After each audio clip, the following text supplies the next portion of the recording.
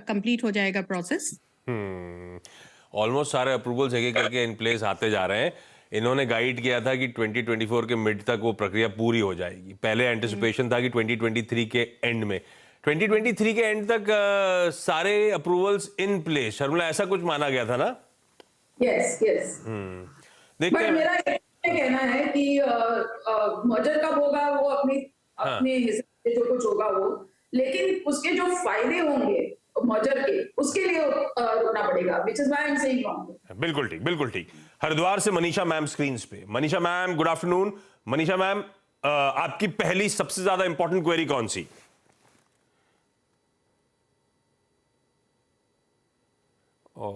Manisha ma'am अब तक ठीक थी, अभी फ्रीज हो गया है उनका frame.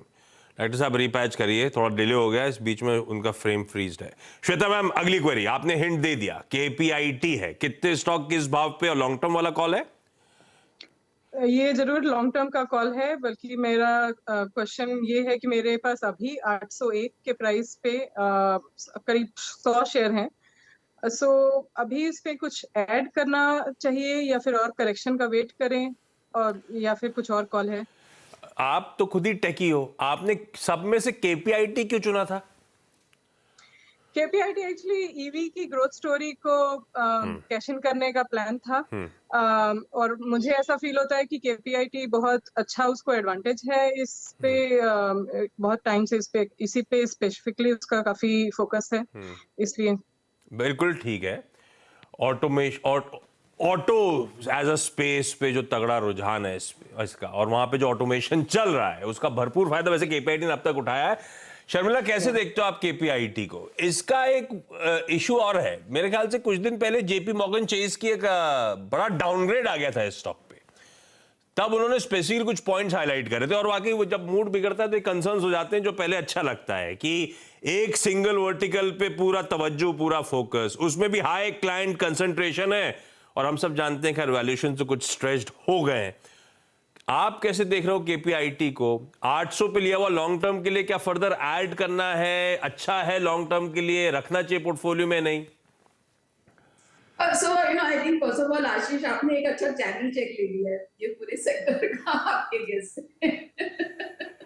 So that good on that. और मुझे लगता है कि केपीआईटी की आपने बात बहुत अच्छी कही कि कंसर्न यही है कि एक सेक्टर से, एक वर्टिकल से उनका they are so dependent on one vertical. लेकिन अगर आप परफॉर्मेंस देखें केपीआईटी का, तो it's sort of been the outlier IT industry में। तो आपने बहुत अच्छा स्टॉक चुना है उस हिसाब से, क्योंकि जब सेक्टर के रिटर्न्स इतने अच्छे नहीं आए हैं, इसके रिटर्न्स काफी अच्छे आए हैं। लेकिन वैल्यूएशन अभी स्ट्रेच लग रहे हैं और थोड़े से कंसर्न्स है। तो मेरे हिसाब से अगर आपको ऐड भी करना हो तो आप रिजल्ट्स के लिए रुक जाइए। फिलहाल आपके पास जो स्टॉक है उसके साथ बने रहिए, because I think in the Indian context EV story तो अभी स्टार्ट हुई है, और अगर आप दुनिया भर में भी देखें तो जो वॉल्यूम्स है ईवी के, we are barely scratching the surface. तो मेरे हिसाब से ये एक लॉन्ग टर्म स्टोरी है, लेकिन कंसर्न्स आई थिंक वो ना अपनी जगह पे सही है, because things can go wrong. लेकिन बने रहिए, और जैसे मैंने कहा रिजल्ट्स का इंतजार करिए, और उसके बाद अगर स्टॉक करेक्ट होता है तो ऐड करने का सोचिए। लेकिन फिलहाल आपके पास जो शेयर है उनके साथ बने रहिए। मनीषा मैम शायद पैच हो गई वापस, हरिद्वार से जुड़ती हुई। मनीषा मैम, आप मुझे सुन सकते हो अब? नहीं आ रही मुझे। हाँ मनीषा मैम, आपका पहला ज्यादा इंपॉर्टेंट सवाल कौन सा?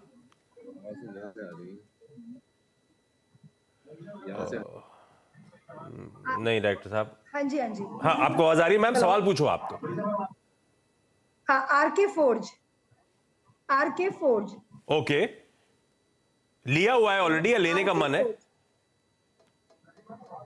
हाँ जी, आरके फोर्ज लिया है मैंने। अरे बढ़िया है, 200 पे लिया है, 300 के ऊपर चल रहा है, 100 रुपए का मुनाफा है। मैं क्या पूछूं शर्मिला से, मुनाफा बांध लूं या बने रहूं, ऐसा पूछूं?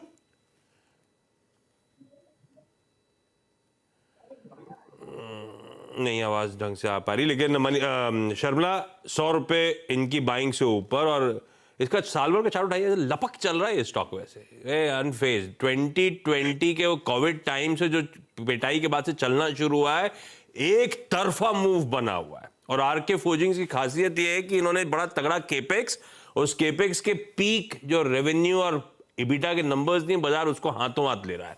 शर्मिला क्या करूं, 100 रुपए ऊपर है, बनने रहूं, मुनाफा बांधूं? आप होते तो क्या करते? 200 की खरीद है मेरी।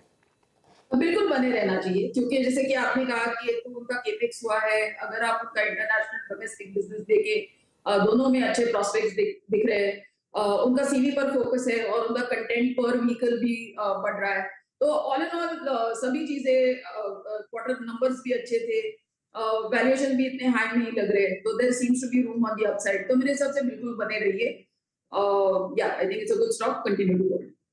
मैम क्विकली आप जो अगला सवाल पूछना चाहते थे, गलती से प्रॉमिस कर दिया, समय खत्म हो गया है। You are asking me? हाँ दीपा मैम। ओके, मैंने अभी मेटल सेक्टर में एक कुछ स्टॉक्स लिए थे चाइना ओपन होने के बाद, and I was everybody was saying that Yes. Metal खूब चलेगा।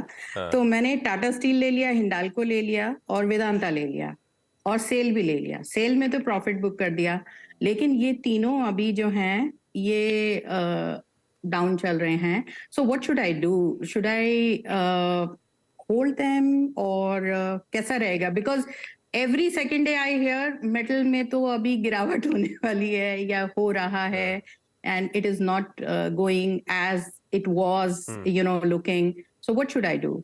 ये चीटिंग है, आपने कहा था एक सवाल और आपने एक में 3 क्लब कर दिए।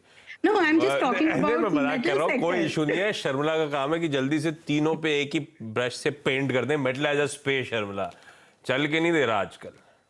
हाँ, मेरे हिसाब से मुझे इन तीनों में वेदांता इतना पसंद नहीं है, लेकिन रिटेल इन्वेस्टर्स को ये डिविडेंड काफी देता है, तो आप उस हिसाब से सोच सकते हैं। और जहां तक टाटा स्टील और हिंडाल्को का सवाल है, मुझे काफी अच्छे लगते हैं। मेटल्स में आपको एक ही चीज ध्यान में रखनी है कि आपको इंटरनेशनली जो चीजें हो रही है उन पर ध्यान देना है, because this is one sector जो कंप्लीटली ट्रैक करता है जो इंटरनेशनल प्राइसेस है और इंटरनेशनल आउटलुक है और इंटरनेशनल सेंटिमेंट है, तो आपको इनको ट्रैक करना पड़ेगा। बट मुझे ये दोनों स्टॉक्स पसंद है, टाटा स्टील और हिंडाल्को।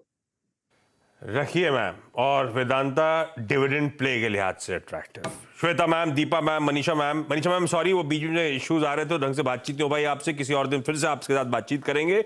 आप सबका जुड़ने के लिए, अपनी क्वेरीज इस प्लेटफॉर्म पर रेज करने के लिए धन्यवाद। और शर्मिला, बढ़िया तरीके से आपका क्वेरी सॉल्व करने के लिए धन्यवाद। मैं क्विकली छोटा सा ब्रेक ले रहा हूँ, ब्रेक के उस पर लौटूंगा एक क्विक मार्केट रैप अप के साथ।